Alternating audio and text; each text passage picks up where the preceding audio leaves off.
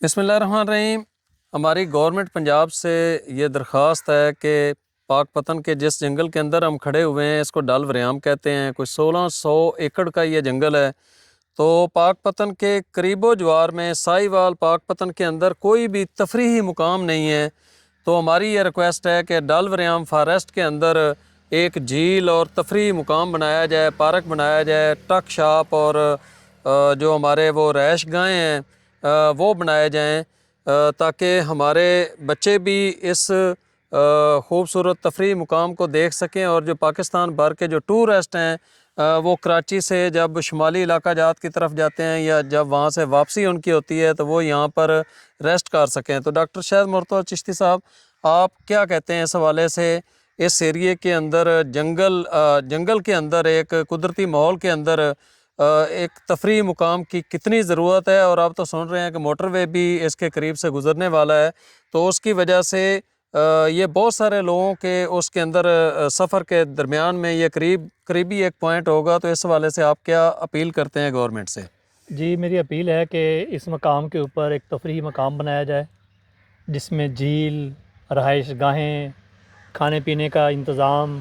وہ گورنمنٹ اگر اپنے طور پہ ڈیولپ نہیں کر سکتی تو یہاں پہ کچھ جگہ جو ہے وہ مختلف وینڈرز کو ٹھیکے پہ دی جا سکتی ہے کہ آپ اس جگہ کو ڈیولپ کریں اور اس کو چلائیں۔ یہاں پہ سائی وال ہے، عرب والا ہے، پاک پتن ہے، جو قریب ترین بڑے شہر ہیں، تو یہاں کے لوگوں کے لیے، اسکولوں کے لیے، تعلیمی اداروں کے لیے، دوسرے اداروں کے لیے انہیں بہت دور دور جانا پڑتا ہے اپنے بچوں کو لے جا کر پکنک منانے کے لیے، یا عام فیملیز بھی اگر جانا چاہیں تو زیادہ دور کا ان کو سفر کرنا پڑتا ہے، 200-250 کلومیٹر تک ان کو جانا پڑتا ہے۔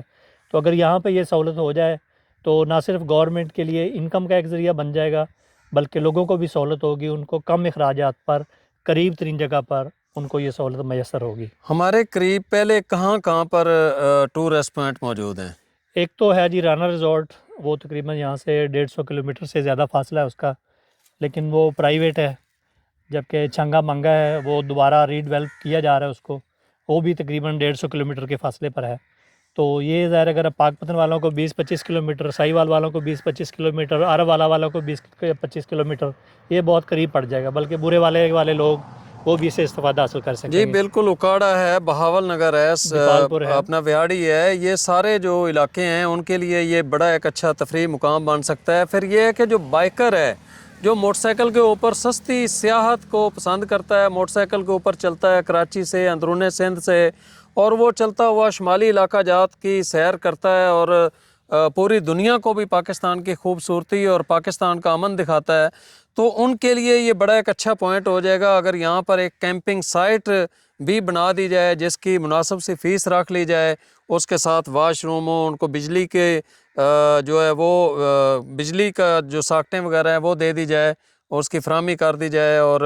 اس کے علاوہ یہ ہے کہ سیکورٹی کا اگر انتظام کر دیا جائے تو یہ تو راستے میں ان کے پڑے گا تو لا محالہ یہ جگہ آباد ہو جائے گی اور وہ لوگ یہاں پہ آئیں گے، 1 رات یا 2 رات گزاریں گے۔ ڈاکٹر صاحب آپ کیا کہتے ہیں؟ شہر کی جو زندگی ہے وہاں پر بہت زیادہ شور ہوتا ہے، گاڑیوں کا شور ہوتا ہے، اور کنکریٹ کے مکانات کے اندر ہم رہتے ہیں۔ جب ہم جنگل کے اندر آئیں گے اور یہاں پر پرندوں کی آوازیں اور قدرتی ماحول، پھول، تتلیاں، گلیریاں اور بلبلیں اور فاختہ اور اس طرح کی چڑیاں وغیرہ دیکھیں گے تو اس کی وجہ سے ہماری صحت کے اوپر کتنا اچھا اثر پڑے گا۔ اس طرح کے ماحول میں جا کر جہاں پہ دماغ کو تھوڑا سا سکون ملتا ہے، ہماری روح کو سکون ملتا ہے، تو اس سے ظاہر ہے کہ ہماری صحت بھی بہتر ہوتی ہے، ہماری سوچنے سمجھنے کی صلاحیتیں بہتر ہوتی ہیں، ہمارے اندر پازیٹیو تھنکنگ آتی ہے، اس سے بہت زیادہ فائدے ہیں۔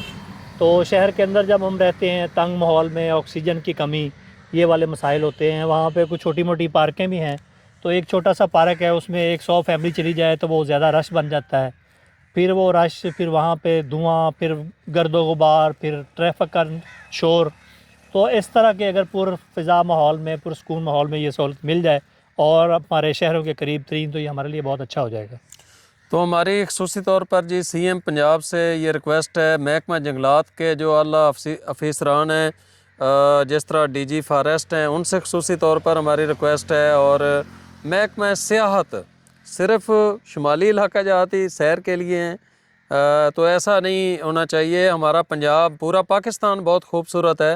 تو یہ جو جنوبی پنجاب کا یہ جو پاک پتن کا ایریا ہے، بہاول نگر کا ایریا ہے، اس سائڈ میں چولستان ہے، تو ٹورزم کو اس ایریے میں لانے کی ضرورت ہے۔ تو ہماری ان تینوں اداروں سے ریکویسٹ ہے کہ ڈل وریام فارسٹ کے اندر کوئی 10 ایکڑ کا ایک سیاحتی مقام بنا دیا جائے، جس کے اندر جھیل بھی ہو، جس کے اندر ٹک شاپ ہوں، اور رہائش کے لیے دیسی مٹی کے بنے ہوئے وہ کمرے بھی ہوں، اور دوسرے بھی جو سہولیات سے جن کے اندر زیادہ سہولیات ہوں وہ بھی ہوں، اور دیسی جو ٹچ ہے اس کو بھی اس کے اندر شامل کیا جائے۔ تو میں یہ سمجھتا ہوں کہ یہ جگہ آباد ہو جائے گی، اور یہاں پر ٹورزم بڑھنے کی وجہ سے ہمارا پورا جو پاک پتن اور یہ والا جو ریجن ہے اس کے اندر خوشحالی اس کی وجہ سے آئے گی، کیونکہ جب ٹورسٹ آتا ہے تو وہ کھانا پینا بھی کرتا ہے، یہاں سے تحفے تحائف بھی خرید کے لے کے جاتے ہیں، اور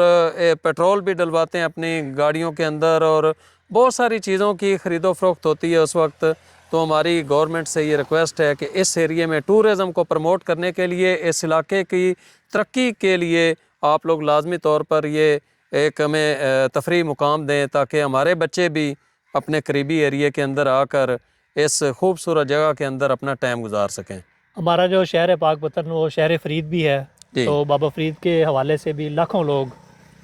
سالانہ اور ہزاروں کی تعداد میں روزانہ کی بنیاد پر آتے ہیں، تو یہاں پہ بہت زیادہ یہ جگہ استعمال ہوگی، بہت زیادہ لوگ دعائیں دیں گے، تو اس سے ظاہر ہے کہ ہماری زندگیاں بہتر ہوں گی۔ اچھا جی، اس پوائنٹ کے اوپر اس وقت تو ڈاکٹر صاحب نے اب توجہ دلائی ہے، جب عرس ہوتا ہے تو یہاں پر بہت زیادہ رش ہو جاتا ہے، تو جب کراچی والے بھائی ہمارے جو ہیں خصوصی طور پہ وہ نکل کے آتے ہیں یہاں پر، تو اگر ان کی رہائش اس ایریے کے اندر ان کو کرائے کے اوپر، مناسب کرائے کے اوپر ملے گی، تو وہ تو لا محالہ یہیں پہ ہی ڈیرے ڈال لیں گے۔ تو میرا یہ خیال ہے کہ اس رش کو تھوڑا تقسیم کرنے کے لیے، اور ان کی رہائش گاہیں کم پاک پتن میں ہونے کی وجہ سے وہ جو بہت زیادہ مشکلات کا شکار ہوتے ہیں، وہ مسئلہ بھی حل ہو سکتا ہے۔